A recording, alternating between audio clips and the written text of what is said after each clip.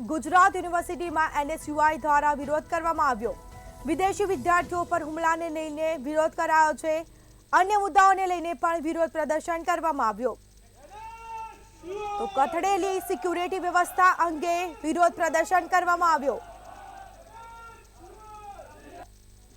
તો યુનિવર્સિટી કુલપતિના રાજીનામાની પણ માંગ કરવામાં આવી છે। તો ગુજરાત યુનિવર્સિટીમાં એનએસયુઆઈ દ્વારા વિરોધ કરવામાં આવ્યો। વિદેશી વિદ્યાર્થીઓ પર હુમલાને લઈને વિરોધ કરવામાં આવ્યો છે। અન્ય મુદ્દાઓને લઈને પણ વિરોધ પ્રદર્શન કરવામાં આવ્યો છે। તો બીજી તરફ યુનિવર્સિટી કુલપતિના રાજીનામાની માંગ કરવામાં આવી।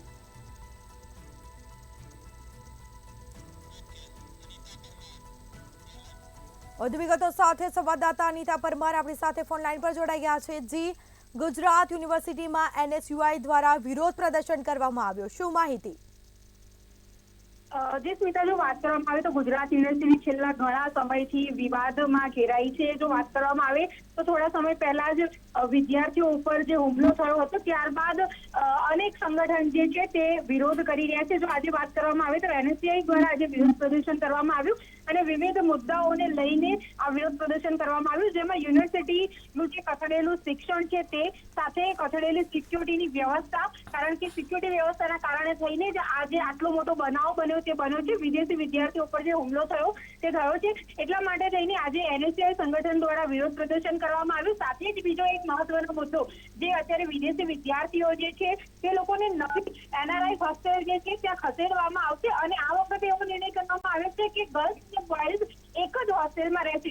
એટલે એનએસયુઆઈ દ્વારા એવો વિરોધ કરવામાં આવ્યો છે કે જો એક જ હોસ્ટેલમાં ગર્લ્સ અને બોયઝ રહેશે તો ઘણી બધી સમસ્યા ગર્લ્સને થઈ શકે છે। એટલા માટે થઈને તેઓને એક જ હોસ્ટેલમાં ના રાખવામાં આવે। સાથે બીજા ઘણા બધા મુદ્દાઓ છે, જેમાં કે જે સિક્યુરિટી વ્યવસ્થાની આપણે વાત કરવામાં આવે તો આ વ્યવસ્થાને લઈને પણ વિરોધ કર્યો છે।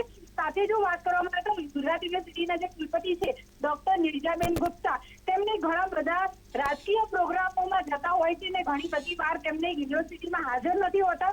એટલા માટે તેને ક્યાંક ને ક્યાંક તેઓ રાજકીય પ્રોગ્રામમાં વધારે વ્યસ્ત હોવાનો આક્ષેપ પણ આજે એનએસયુઆઈના કાર્યકર્તા છે તેઓએ કર્યો છે અને આ બધા આક્ષેપોના પગલે તેઓએ કુલપતિના રાજીનામાની માંગ કરી છે। જી સ્મિતા। જી, આ તમામ જાણકારી આપવા બદલ આપનો આભાર।